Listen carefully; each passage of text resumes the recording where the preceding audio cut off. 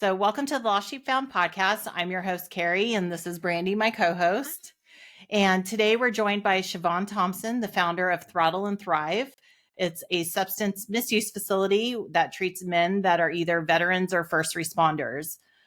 Before we go into this amazing organization, Shavonne, can you take us way back and color us a picture of your life growing up in Ventura? Sure. Yeah. Life was really good in Ventura. Kind of central coast, sort of Southern California, kind of on the border. Agricultural town, about 100,000 people. I grew up going to the beach, and my dad was my sandcastle builder, and my mom cooked dinner every night for us. I have an older brother and a younger sister, and we were all really close growing up. My dad was also my soccer coach. My mom is a teacher, so academics were really important in our household. And I had a very normal, middle class, suburban upbringing. Very, very normal. Up until I was 13, and my older brother, who was a couple years older than me, started smoking swag and marijuana and started introducing that to me, as well as alcohol, as well as having his friends around. So from a pretty young age, I was sneaky and mischievous, and learned how to manipulate the systems to get what I wanted. And without enough guidance. I mean, my parents are wonderful people and they did the best they could, but my mom grew up so sheltered. She had no idea that teenagers growing up in the late 90s were going to be kind of wild and rebellious and what was going on. I remember at 14, I was in 8th grade telling my mom that my brother and I were going to dance parties. And so she's like, "Oh, that's nice. Like they're going to dance parties." We were going to 805 underground raves. A little different. Oh, my poor mother is just naive and was very sheltered and just had kind of no idea about what was going on. And at the same time that I was doing really well academically, excelling in school, playing sports, everything's going very well.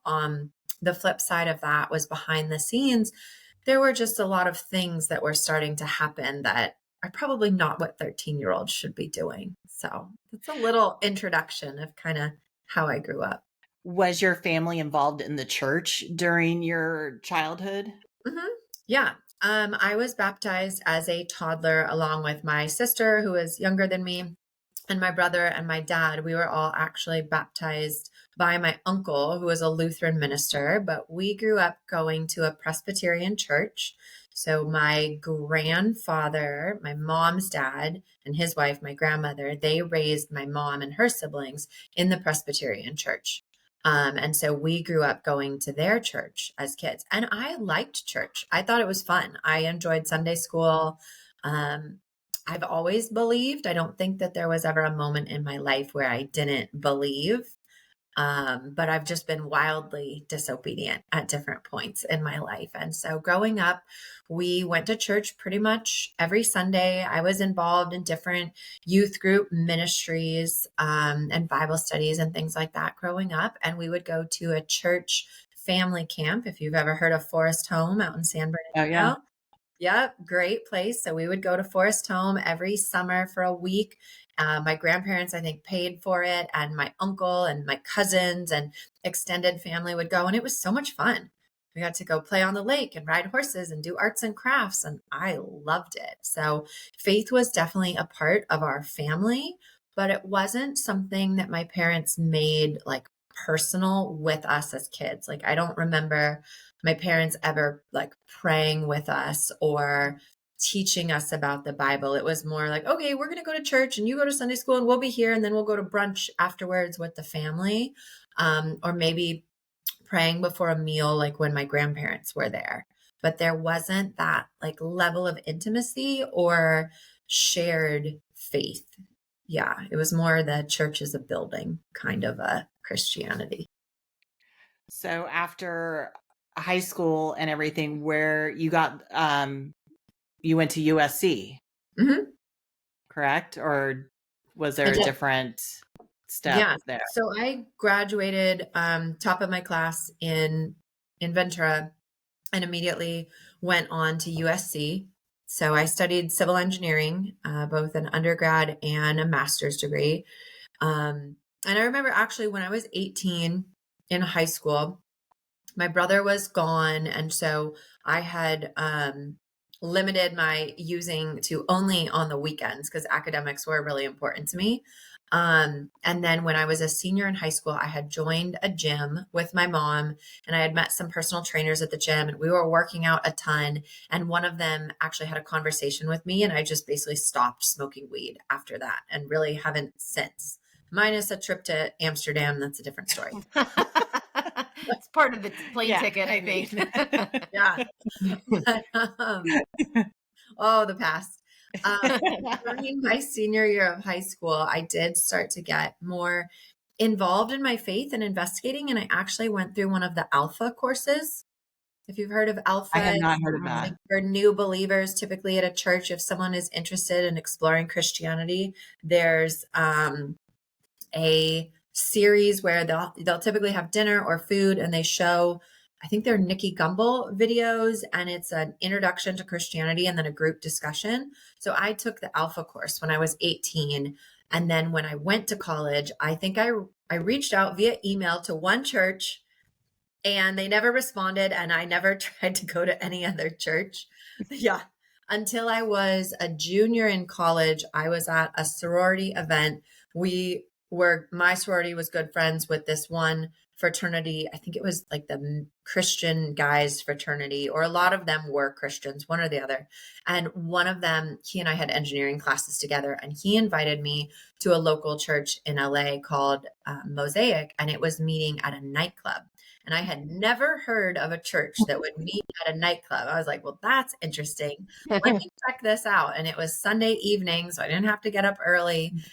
And they had fog machines and cool music and a cool pastor. I was like, wow, this is great. And so I did start to get involved in a church junior year of college. But again, it was that double kind of lifestyle of drinking and partying and college life, but then still knowing that I longed to walk with the Lord, but not having a community and trying to kind of live in two worlds. A lot of that was going on. Yeah. Well, that's pretty interesting with that church. It's like, let's see how we can identify and get those younger people to attend. Yeah, for sure. I think I would go to a church. I would, for sure. The mornings are hard for me. So, but I don't know if I need the smoke anymore. But in my teenage years, I would have liked it. That would have been amazing. So, yeah, we've listened to a couple of your podcasts. So, and recording. So you had mentioned, some of your darker times with drinking in college and what was the breaking point exactly of like, you need help. I don't know. Can you tell us a little bit about that? Sure. I was 27 and it was actually a few years after college because during college, I was still focused on academics and I wanted to get a great job. And of course I wanted to graduate. And in grad school, it needed to be financially stable. My parents had hit some rough times financially, and I was also 23, 24 years old. It was the time I paid my own bills. So I had to work and go to school and be responsible and pay rent. And so it was actually after college, I moved down to Hermosa Beach, and there was a lot larger of a party scene and more people that I was able to go drinking with and party with. And it was more of a social environment than sort of the downtown LA vibe. I just fit in a lot more in Hermosa Beach. And I was working full time. So now I had the financial ability to pay to go out and party on the weekends. And I didn't have to study for any tests. I just had to physically show up for work. And so the demands on me became a lot less. And so it became a lot easier for me to drink a lot more. And because alcoholism is a progressive disease, it was getting worse and it was really picking up. So it was when I was 27 and I'd been living in Hermosa Beach for a couple of years. And the wheels just they were starting to fall off. And I like to say that I got off of the elevator before it exploded at the bottom. So January 27th of 2013 was the last day that I drank. And it was a Sunday. And a friend of mine and I went to a charity event and I got really drunk. And then I came home and proceeded to get more drunk and call my then boyfriend on the phone in a blackout and have who knows what of a conversation with him. And then I woke up on Monday, January 28th, 2013, to some text messages from him. Hey, call me. So I call him, like, what is going on? What happened? And he just said over the phone, hey, if you're going to drink like that, I'm not going to be with you. And we hung up the phone. And at that time, I thought that I wanted to marry him.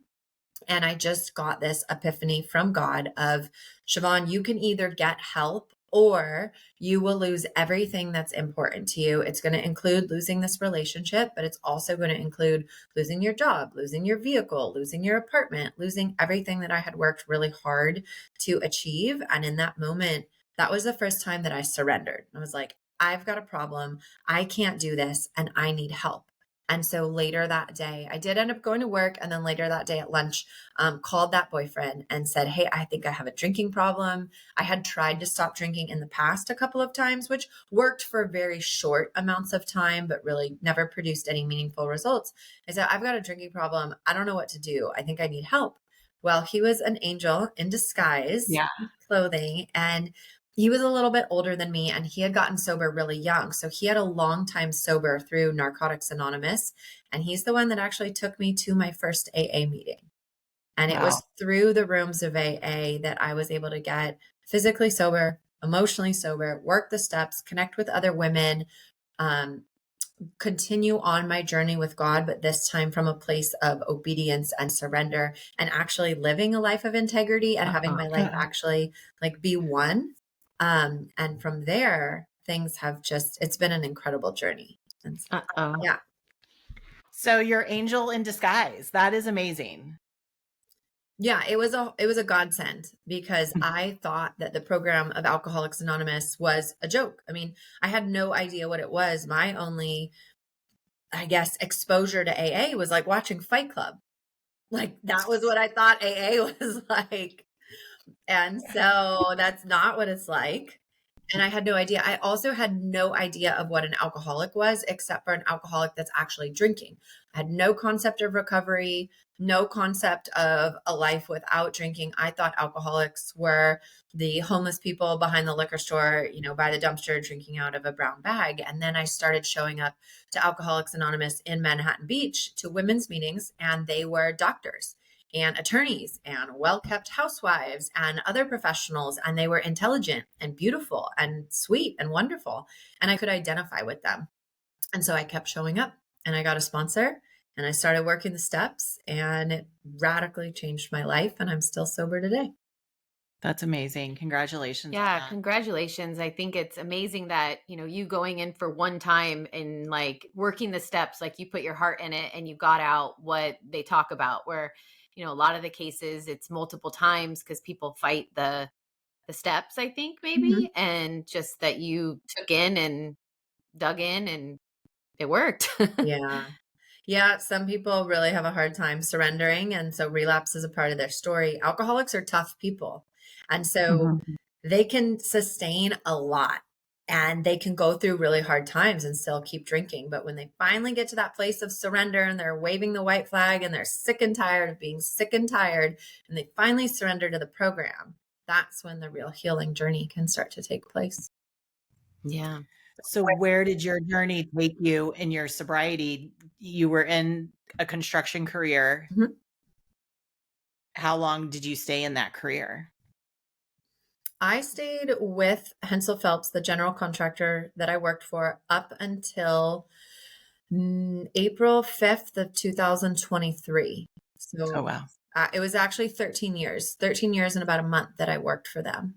And I only stopped working for them because the Lord revealed to me that I was meant to run a treatment center. And just this crazy kingdom assignment, like he just ushered it into my life and then started doing all of these miracles. And he called me to quit that job. And so I gave up a 401k, an amazing healthcare package, and a truck and a computer and a phone and like all these benefits and bonuses and all these things. And God's like, nope, you're going to go be a business owner and you're going to do this. And I'm going to be with you and I'm going to provide everything you need. And I'm like, okay, well, I believe that you are who you say you are. And I believe that you're good. I believe that you're faithful. And you've shown me that you're going to do this.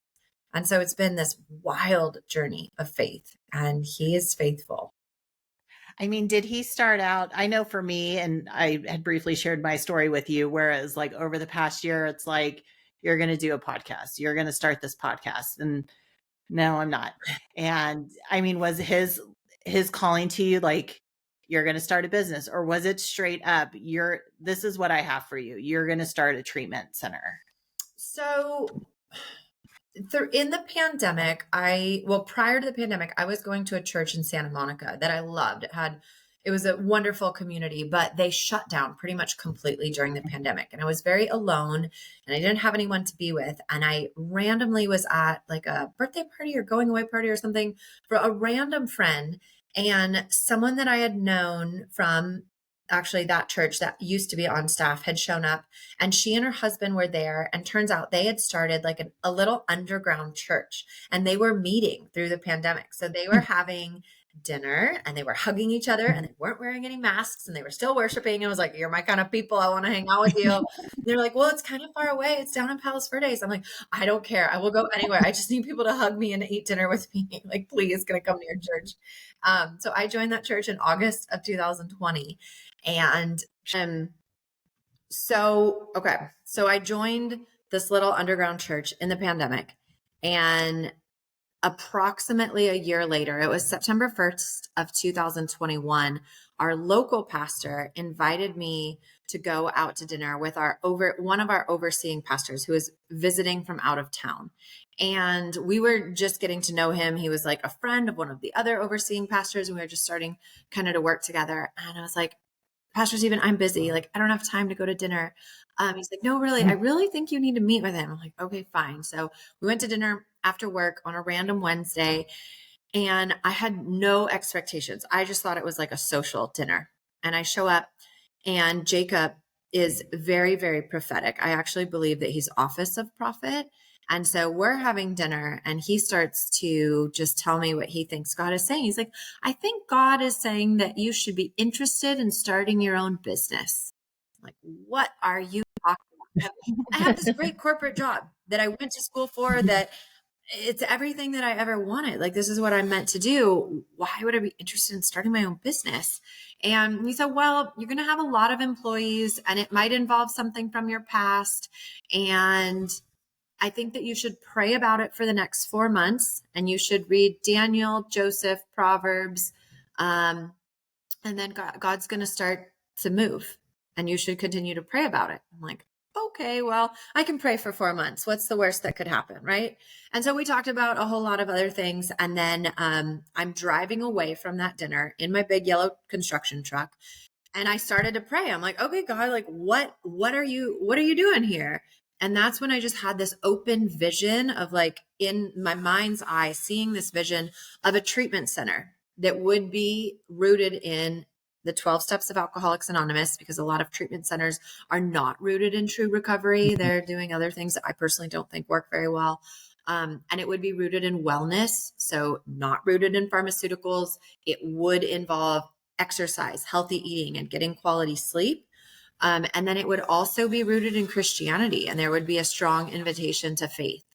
And I just broke down and started weeping, which is not normal for me at all. And so I knew that the Spirit was moving. And then I started to look back, and I actually, when I was about 30 and I learned what treatment was, I had really wanted to start a treatment center. But then I Googled, and I'm like, okay, how do you start a treatment center? They're like, well, you need like $1 million and risk and 80% failure rate.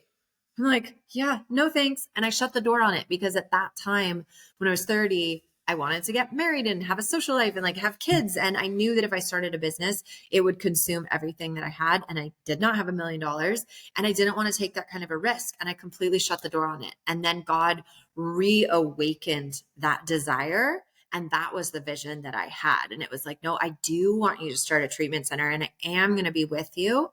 And then he started to show me all of these other amazing things. So when I had first joined that little underground church, we did a day of prayer. And during that day of prayer, one of the like little activities was you could sit at this table and they had paper and colorful markers and you could just like draw or write things that you thought you were getting from the Lord. And he gave me this one very specific kind of writing, and it says, blessed to be a blessing. And then it has all of these like character traits on it that I felt like God was telling me. And it was restorer, rehabilitation, bringing people from darkness to light. And it was actually the beginnings of the identity that he would give me to lead this treatment center. But at the time, I had no idea what it was. I was like, this is weird. Okay, but I kept it. And today it's on my like prayer wall, at my prayer desk. And I'm like, wow, God is so good. He was preparing me for this. So then fast forwarding back to September 1st of 2021, when I got the original word from Jacob, I did start to pray about it, and I started to press in, and I started to ask, okay, Lord, like, is this what you want me to do? And he started to show up in ways such as I started to talk about it just with friends, like, hey, I think I might actually quit my job and start a treatment center. People would respond with, oh, well, I know somebody that runs a treatment center. Why don't I give you their number and you can talk to them? And then next thing I know, a treatment center owner is sitting down with me and telling me all about how treatment works and about his facilities and offering to mentor me for free.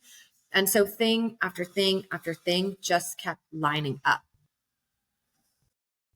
That's amazing. Wow. Yeah. Yeah, I think at one point you said you called it your kingdom assignment, and you had a very touching story about the address of your. Yes. Can you tell us about that? Absolutely. It's just one of those little signs that I feel like it just touches you, that like God's hands in it. Yeah. Oh yeah. That was one of the most probably like tangible miracles that he did. So the property that we rent, so I don't own the house, it's a rental. It's the address. So the address is 1549 Via Leon, and Leon means lion, and lion is a symbol for God. Mm-hmm. And I had already built out my website and there were lions all over it. I was like, oh, that's so cool. We're on God's street. Okay. And then in December of 2022, I had to give the like deposit and first month's rent. And I had agreed to pay a couple months rent in advance. And so I'm writing this check for $40,000 to the landlord. Yeah. Talk about faith. And I'm like, I've never paid that much money for anything ever in my life. And I'm like, God, am I crazy? Is this going to work? Like, did I just blow $40,000 on renting a mansion that, you know, we're not licensed? Because the first thing when you start to open a treatment center, you have to actually have the rental agreement in place in the name of the business to be able to even start the application process for the license. Awesome. So it's one of the first things you have to do. So you have to fork over that money right away. So I gave over that money and I was scared. I was so scared. I was like, is this real? Is it going to work? First of all, the fact that I qualified to rent this house is also a miracle. I never made enough money working in construction to rent a multi-million-dollar mansion. They just didn't check my financial background, basically. Which the fact that they like didn't is also kind of mind-boggling. I mean, I did show them my bank statements of the money that I had in my account, which I was going to be promptly liquidating to make payroll. They didn't do their due diligence. And I think that was a huge blessing from the Lord as well, of like, it's okay. Like, I got you. I'm providing this place. Yeah. And so after I gave over the money to move in, 2 days later, I went to pay one of my very first employees. And my bank was going to be late and I really wanted to pay him on the day I said I was going to pay him. So I'm like, hey, can I like Venmo you the money? And he couldn't figure out his Venmo. I'm like, okay, PayPal maybe. And so I'm like, well, you know, what's your PayPal handle? And he's like, what's your handle? And I go to look at my PayPal handle and it's Shavonne Thompson 1549, the exact address of the house. Yeah. My PayPal handle was assigned to me in 2012. And so the fact that that number was assigned to me, it just gave me confirmation that the Lord had been setting this up from way, way, way, way long ago. And the house was built the same year that I was conceived and born. And this house is in the shape of a cross. What? It just gives me chills. Yeah. The houses are not built in the shape of a cross. That's not. No, they are not. That's amazing. I love that story. And to put, I mean, I think people can say, oh, just coincidence. It's like, really, at what point do you say, okay, this is We have a God. saying around the facility, because so many of our clients come in, they're not believers, or they're mad at God, or they're atheists, or they have church hurt, or whatever it is. And I just ask them, I'm like, hey, just pay attention to things. You're going to start to see a lot of coincidences and start to ask, is it really just coincidence, or could there be something greater going on? And then once they start to see the Lord working in their life, I'm like, is it odd or is it God? Which is an AA saying, but we start to point Yeah. out so they can start to have eyes to see. And it happens for all of And them. I think, right. And I think even for myself, I mean, I did grow up in the church. I did grow up in a Christian school till 12th grade. I mean, I knew God was working, but was I allowing myself to see that and to accept those visions, or, those answers that he's trying to get through to me? I mean, sometimes I felt he just needed to knock me in the head, but Yeah. Um, so you got the property, you started through all of these signs that were happening to make it happen. You were, giving a leap of faith, really, but you felt like God is making you, or telling you that this is what he wants from you. So once you got Throttle and Thrive up and running, I mean, how have they supported these first responders, and what have you seen God work in their life in these little moments and these little signs and coincidence that aren't odd? Yeah. Gosh, I mean, even this morning, I was just having a conversation with one of our clients. He's graduating the program tomorrow and going home.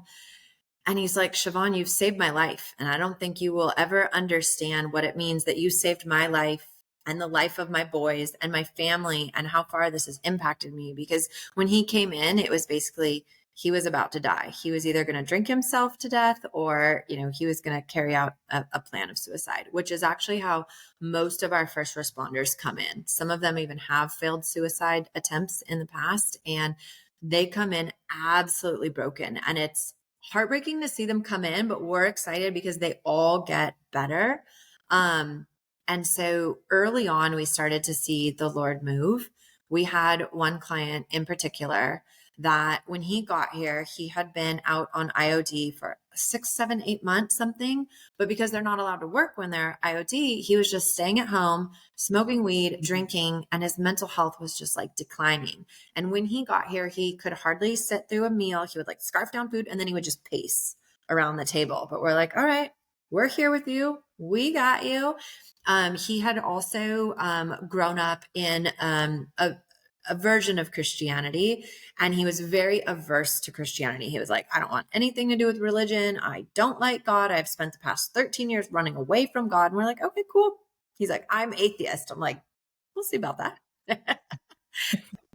challenge accepted. Yeah. And so we got him physically sober, obviously the first step. So it was kind of a rougher detox, but he was a tough guy, and we were there just with him through it. And that's our main way to support the men that come through. It's like, we're here, we're with them, we sit with them, we talk to them, we feed them. We have a really highly structured program and amazing staff. And we're just like, we're in the trenches with them until they can start to do some of the work on their own. So we get him physically sober, and then we start to work on the emotional pieces. So he's meeting with his therapist. He's going through EMDR. The trauma load is starting to reduce a little bit. And then we're able to get him sleeping. And he was actually one of the clients that really did not want to use medications or pharmaceuticals. So we went the natural route with him, which is one of the things that we do. We have a wellness director, and she started to put him on supplements. I think for him, like the magnesium and the L-theanine really helped calm his nerves and get him to be able to sleep. So once we were able to get him sleeping and help him, things started to shift. But he was still really struggling with anxiety, and he didn't want to be on meds, which is great. We don't really want anyone on meds, especially if they don't come in on meds. We're like, let's get you more sustainable long-term solutions and tools that actually work. And so he started to be open about the God stuff. He's like, well, how did I really, end up here at this little, brand new no name treatment facility? And he's like, something is going on here. And so that opened the door for me to be able to teach him about Ephesians 6. So I just remember like opening a Bible. I keep a lot of Bibles around here, and he and I read it together, and I taught him about the armor of God. And I'm like, would you ever show up to work? I'm law enforcement, like without your gun, without your vest? And he's like, no, of course not. Never. I'm like, well, then why are you showing up to this spiritual battle without your armor on? He's like, what are you talking about? And so I started to explain to him how to fight in the spirit and what he's really up against. And I'll never remember the day that he came in my office and he's like, hey, last night I woke up because I was having really bad night terrors and then I prayed against it and I was able to fall asleep. And I was like, yes, it's working. Like, we're winning. I had a firefighter that was very, very severe, had been in and out of treatment for many, many years, childhood trauma, vocational trauma. I mean, we typically see the trifecta, right? The childhood trauma, the vocational trauma on top of the propensity for alcoholism and addiction. And when you get that together, that's the nuclear bomb that when it goes off, like the wheels are just falling off. And so this particular firefighter came in, had been to treatment before, hadn't worked, he'd relapsed, et cetera, just really broken to the point where he had been like sleeping under his bed, hallucinating that people were going to come through the wall and kill him. He wasn't showing up to work and he was just living in the bottom of a bottle. But I spent many hours with him on the phone. He tried to get on a plane one of the days, wasn't able to get on the plane just with all the anxiety, left the airport. We got someone to go to the airport with him and sit with him at the gate until he got on that plane. And then he got here. He did have, it was just a whole traumatic thing. Like he had to be escorted off the plane by the fire department, which was super traumatizing for him. He had history of self-harm. Like it was just, it was so devastating. But I remember being on the phone with him. And I knew that I had to teach him to fight back against the fear or he wasn't going to be able to like cross that bridge. And I had to get him to participate in fighting against the darkness. And so he had told me that he hated God and he was mad at God, but I had to get him to start praying, even though he didn't know that he was praying. And so I'm like, hey, buddy, if someone were to break into your apartment and try to rob you, would you kick his ass? And he's like, yeah, of course I would. And I'm like, okay, well, there is darkness, there's evil, and it's trying to attack you, and you've got to fight back. Just like if a person broke into your apartment and you're going to beat him up, you got to fight back. So I need you to say like, hey, anxiety, get out of here. You can't be here. Depression, you have to leave. And I started to teach him to command this, basically the spirits to like leave. And he did. And then I was like praying for him, but not in Christianese, in more of like secular language. And he's like, that made me feel so much better. Can you do that again? Like, absolutely. And so like meeting them where they're at. And that's so important to me because this is a ministry. We meet them where they're at, but how we're different than the world or the things that don't work is we will not leave them bleeding in the street. Because so many people are like, oh, we're going to meet them where they're at. And, you know, all this nonsense. I'm like, but you're leaving them bleeding, broken in the street. So we actually teach them how to fight back. We heal their trauma. We work with them. We give them the resources and we actually pull them out of whatever darkness they're facing and launch them into a life of recovery Well, and you're also not shoving it down their throats. You are looking at each person as an individual. Mm-hmm. That's how God looks at us. And that's how God communicates with us individually. Yeah, and you're providing a safe place for them to connect on their time, but the opportunity of a safe place to be open to connecting. Yeah, and they have to be open to it. I did learn the hard way earlier on. There were some firefighters here that I knew that the Lord was working in their life and I really wanted them to like come to church with me. But I invited them like one too many times or was like too pushy about it. And they got kind of turned off and then got mad at me and told me that, you know, they didn't like it and things. And so I did kind of learn the hard way once or twice that it has to be done in the right way. And it has to be because they want to. It can't be because I want them to, or I know that it will be good for them. They really have to want to. And so not all clients are there yet, but most of the clients now, they start to see the benefits of the guys that do go to church with me. That do come to figure out a higher power. And so it's very contagious here because once we get some of the first responders that have been here longer that are advocating for God or for the church or etc., it's contagious with the other guys. They're like, oh, well, he said it was good and I trust him, so I'm going to do it. Yeah. And Right. I've learned, even I though I'm also just as pushy about like, you must sleep and eat your vegetables and work out, they're not offended by any of that. So I've learned like Yeah. Taylor. right. I also love to hear your more holistic approach to, over the counter Yeah. meds. Can you share with us any of your like recommendations for like depression, anxiety, all those things that are so readily prescribed pills? Sure.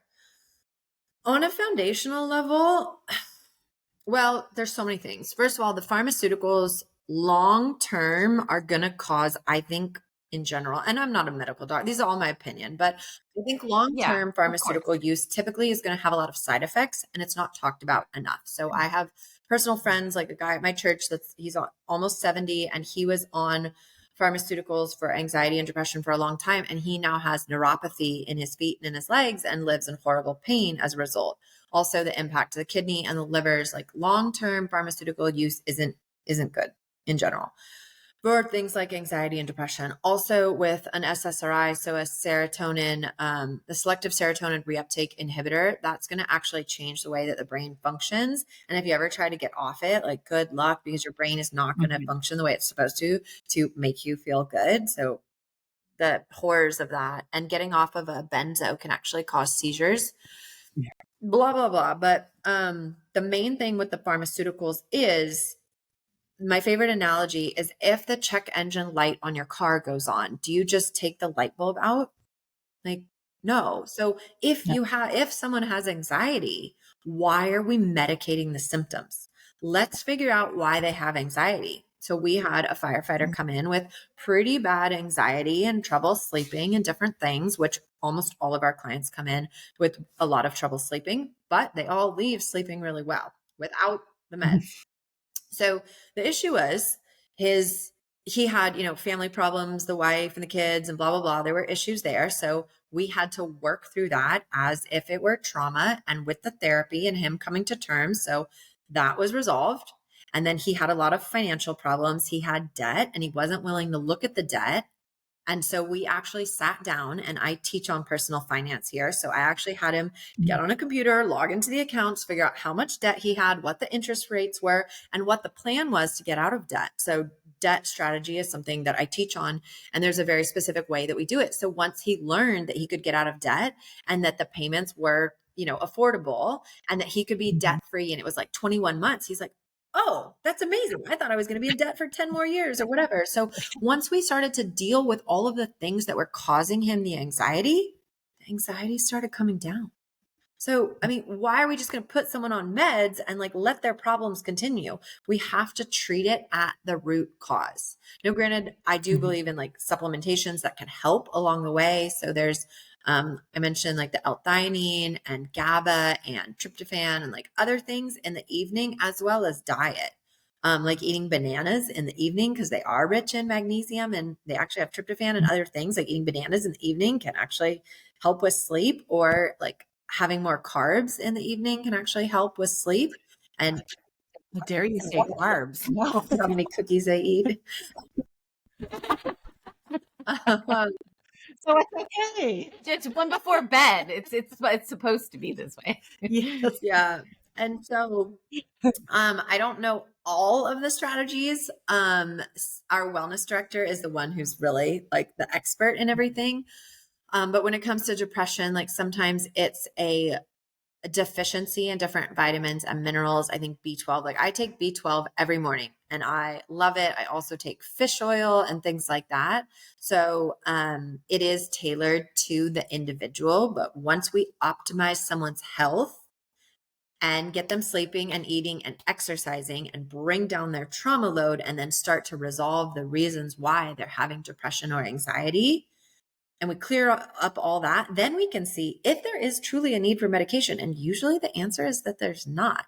Now, sometimes some people are going through something really hard. Like we had one guy come in and he was on an antidepressant and his wife had just left him and he was trying to get sober for the umpteenth time. And he was struggling. And he's like, I'm going to stay on this antidepressant for the next 6 months and then I'm going to wean off of it. I'm like, great.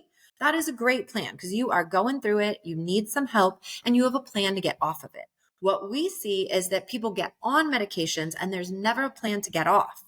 And so then fast forward years later, they actually don't have anxiety or depression, and they're still on these meds, and then the meds are causing other problems. We had a 65-year-old retired detective come in, and he came in for alcoholism, but he was on a really, really heavy benzo and an antidepressant. And I'm like, are you depressed? And he's like, no, my life is great. I'm like, so why are you on an antidepressant? He's like, well, because the doctor told me to take it a decade ago. I'm like, well, do you still want to be on it? And he's like, no, why don't we get off of that? And I'm like, okay, great. And I'm like, okay, this anti-anxiety med. I mean, he had pretty bad PTSI, but he didn't really have like anxiety, but he was suffering with memory issues and coordination. Well, guess what happened when we took him off the benzo and the Klonopin? Well, the Klonopin was a benzo and then the antidepressant. His memory started coming back and his coordination got better. I'm like, it's amazing. Wow. Honestly. These side Hi effects. guys, I'm recording a podcast. Sorry. Okay. I'm in the garage, my bad. So what we see is that sometimes the meds, they're not always needed long-term. If they need to be used short-term, great, but making sure the clients are properly educated. What are the side effects? I love it when someone's like thinking about going on a med and I'm like, well, have you looked at the side effects? Let's just Google this. Let's do a little research. Let's make sure you understand the whole picture. And it's like suicidal ideation and erectile dysfunction. And he's like, nope, not taking. Yeah, you can just add that to the end of anything if they're not reading with you. And they'll be like, nope. Yeah, I'm good. Like, well, because the doctor said it would help me. I'm like, you don't need this. And you're in 24/7 level of care. Like you don't need it on week 1 or 2. Maybe if by week 4, you're still struggling with something, then we can create a short-term medication plan that's going to be overseen by a doctor. But my big thing is let's educate our clients on why they're taking something, for how long they're going to take it, what the risk factors are, and then what the benefits are or what the alternative solutions are.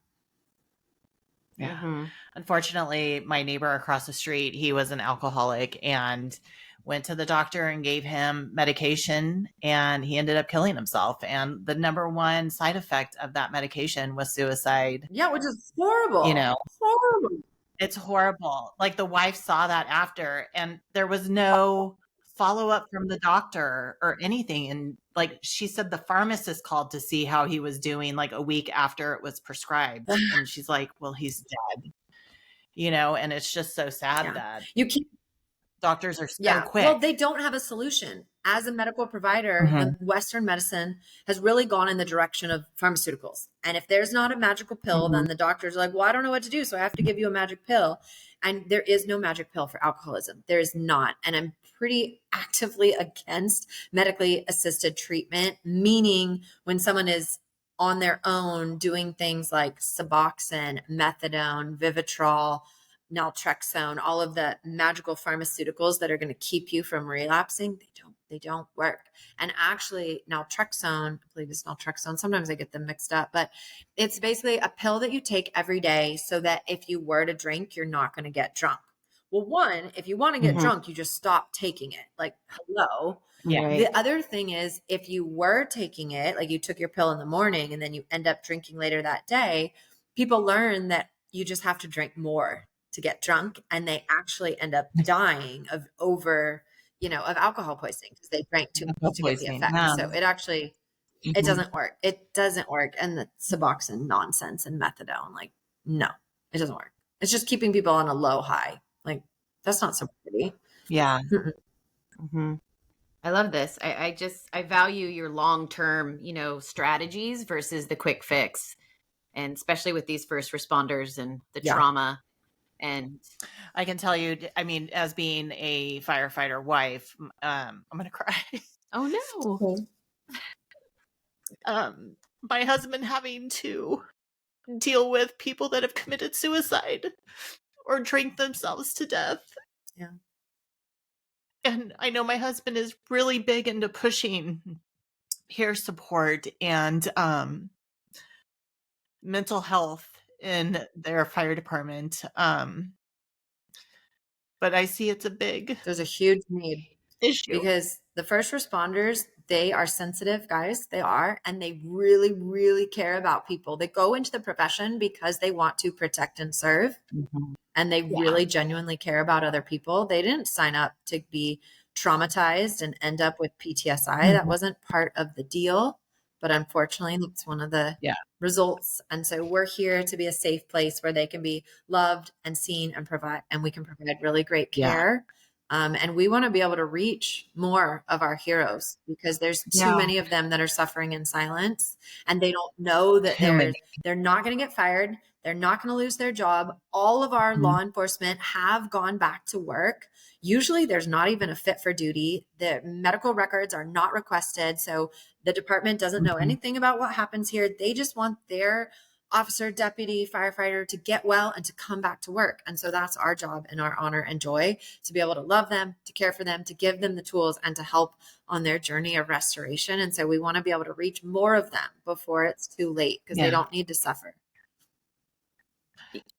Oh, sorry. I was going to say, I mean, your facility is a 6-bedroom, right? And you're getting the people that have really are going through it so deep. Is there anything in your future about maybe creating any programs where you can go into these fire departments or police stations before it gets to that point to have some type of training or medical interventions for just them learning as they're young, coming up and holding these careers? There's a big push for that. So that's where like the wellness unit comes in, and there's a lot of amazing organizations that are more on the front end of things.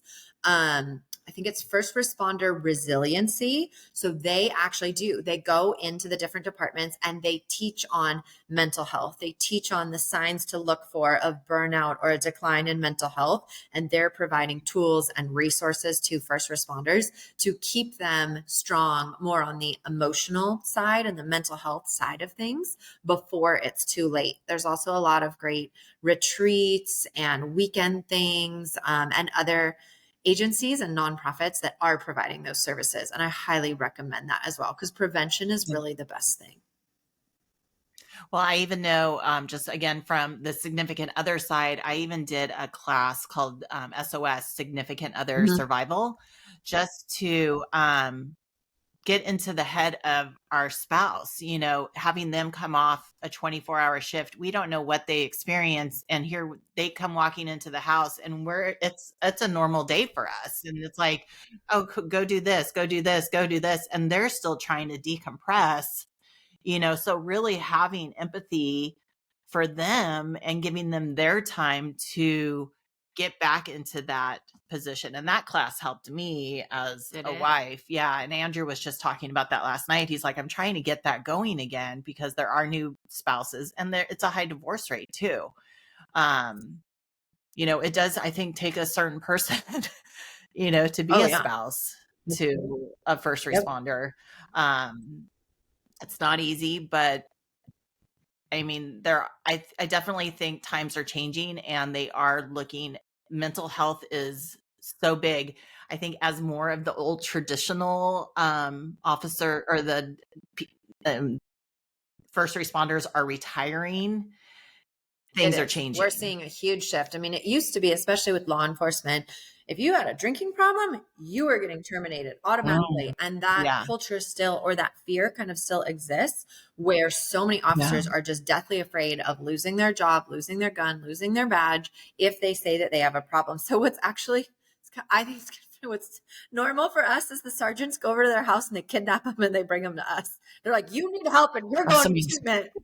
We can see it. Get your drunk ass over here. And like an officer in the intake office. I'm like, you're fine. Don't worry. We're going to take care of you. This is totally normal. Just blow right here, please, sir. It's like, I'm sober. I'm like, you just blew 0.31. You're not sober. Yeah. Like, really? Eat your cheeseburger. It's going to be fine. Oh my gosh. Wow. Are there plans to, obviously, I'm sure you want to open more facilities, but I mean, is there something coming up? And maybe for women, because I know this is men only right now. It is men only. I do want to open another treatment facility. I'm starting to see signs that the Lord is opening doors. And so we might get going on that here pretty soon, although that's another crazy risk, but God is in it. Yeah, I want to have 3 facilities in Palos Verdes, so that'd be 18 beds. The women's facility, there are not as many, obviously, female first responder veterans. I do really believe that females should go to a female-only treatment facility. And Yeah. so I know of one for veterans, female veterans, that's females only. And then there's a general population place in Orange County, New Directions for Women, that is female only, but it's general pop. I just don't think men and women should be living in the same house trying to get sober together. Like, it's not a good idea. We have a lot of jokes about that around here because it's a men's treatment facility. And then for me personally, opening a women's facility, I mean, I'm not closed off to the idea. I just think I need to grow in my personal journey and walk, because I grew up with my dad and my older brother and all his friends, and I played sports and I lifted weights and I went to engineering school and I wrestled Brazilian jiu-jitsu, and then I went to work in construction, and now I run a men's treatment. Like, I'm just a really aggressive, domineering, controlling, like rah, rah, rah, my way or the highway, like bossy, direct kind of person. And I mean, it's bad enough I make the men cry. I don't think the women would like coming here. Like, I need to work on me being softer and nicer before I think I'm. I don't know. I feel like the men need more softness than the women sometimes. But you have the experience there, but I know, like, I don't, like, my tagline is I don't do women. I don't have a big women group. Like, the Bible study that brought me to my knees, I was like, I don't do groups of women. And, but that's the one the Lord took me to, and that's my saving grace, but yeah, I can't do. yeah, a lot of strong opinions, I guess. That makes it difficult. Yeah. At least the men are like, they'll be mad at me and they'll like tell me to my face or whatever. And then they'll get over it and it's fine. It's just, And women, it just builds. Yeah, true. Yeah, True. we're also like, we're built to be a men's facility. And when we do have multiple facilities, like we have this one guy, Dan, and he comes in and he's teaching on purpose and masculinity and identity. And so all of his teachings and curriculum is all around fatherhood and sonship and husband, being a husband and all of that. And so I wouldn't be able to use him like at a women's facility. I'd need to get a different person and train them and bring them on board. And I'm trying to have the same staff. Like, I have this other guy, Manny, he's amazing. And so he's teaching on relationships and communication, and it could apply to women, but so much of what we're doing is really like, it's built for men. And so I want to replicate this. And at some point I might have a women's facility down the road, but there might be women that are way better qualified and God might call them, I hope. He knows our weaknesses. Or she will come into your life and you can collaborate. Yeah, exactly. Yep. Don't We'll know. see. Have you seen, like, I know being first responders, there's definitely like an ego in that profession. When I'm not saying good or bad. It's just like you have to kind of have it for like what they go through. Do you see any softening or changes in them when they find a relationship with God? Like, just kind of the way they maybe handle things or address things a little softer or confidently. I mean, we see so many changes in them. Like, all of that definitely happens. Yeah. I mean, what I normally see is when they come in, they're really guarded. They're like, I don't know who these people are. I hardly know who I am. My head's screwed on backwards right now. I don't know if I could trust them. Like, did they put something in my water? I mean, I put electrolytes in their water, and this one guy he thinks to this day that I like drugged him. I'm like, yeah, it was electrolytes, buddy. You just hadn't drank water in a long time. That's why you felt so good. Trying to hydrate you.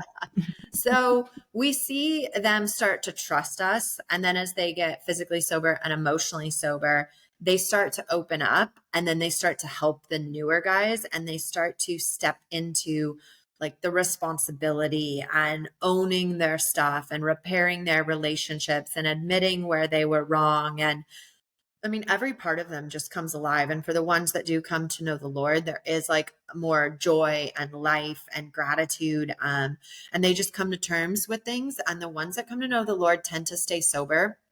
Whereas some of our other clients, they haven't. Unfortunately, they have relapsed, a couple of them. And so we see dramatic changes on all levels. One of my clients that came in, no church background, didn't know about God, did not grow up in church. He had flown out here from Texas, and he started to come to the Bible study, and we actually baptized him, which was so cool.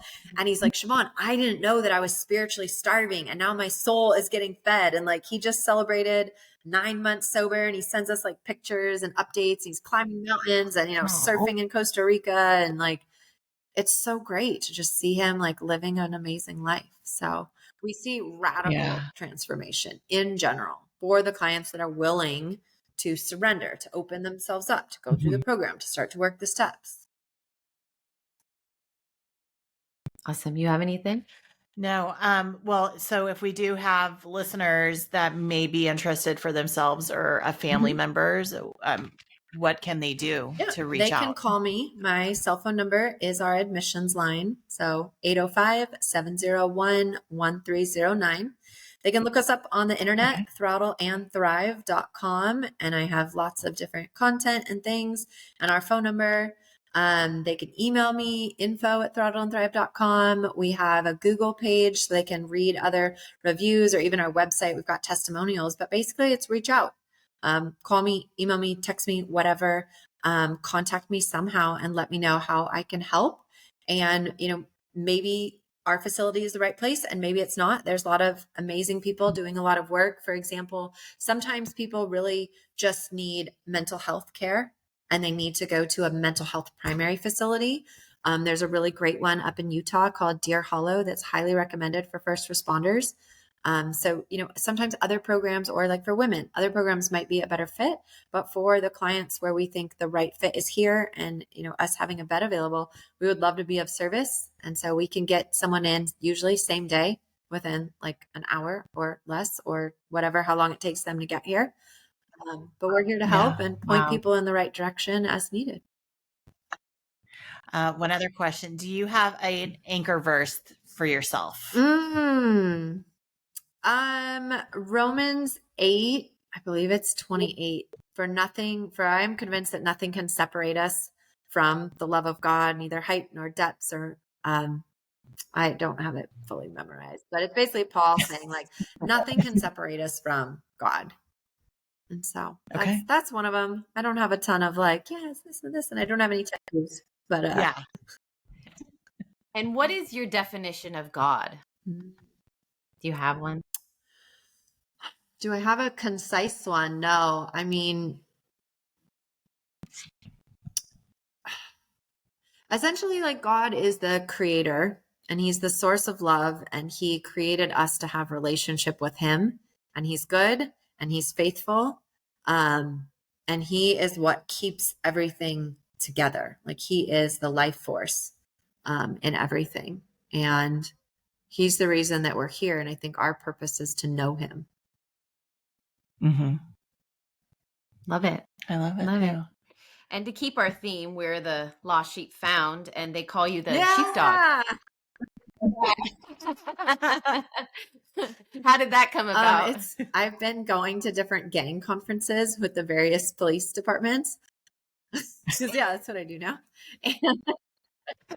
And so a sheepdog is the dog that protects the sheep from the wolves. So the sheep are the people, or let's say like just average civilians, and then the wolves are the bad guys, the criminals, gangs, etc. And so the sheepdog it's law enforcement typically, and I would throw firefighters in there as well, and they're the ones that risk their lives and are on the front lines to protect the sheep or the general public from the bad guys. And so I consider myself a sheepdog. Yeah, I love it. I love that. Well, thank you so much. Yeah, thank you, Shavonne. It was really nice to get to know you, and I know once Andrew went to that meeting, he came home, he's like, I have somebody for you. I'm glad you can see that. He's like, there's more to her story. He's like, I know there's more to her story. And I'm like, okay, well, give me her name and number. He's like, well, here's her website. You do it, honey. Yeah, you figure it out. Great. Well, I would love to be of service to him and his department. And if they have anybody, definitely. Or if I can get in touch with the peer support or wellness unit, I'd love for those firefighters to know. And even if, I'm sure they work with police and the sheriffs to know like, hey, we exist and we can help you guys. Well, and Andrew, a few of the guys, they're starting a Bible study in the department. Yeah. So he's really stoked on that. He's like been working with one of the pastors at our church, like, okay, give me a good book to, like getting tips and stuff to be the moderator and facilitator of it. So it's pretty neat to see that working in their department. It's huge. It's so needed. It's so needed. Mm-hmm. It's amazing. Yeah. All right. Well, thank you. And Thank you. I hope you have a good rest of your day. You too. This was so fun. It was wonderful to meet you both. Thank you. Yeah. Nice you to too. meet you. Okay, bye, Shavonne. Bye. Thank you.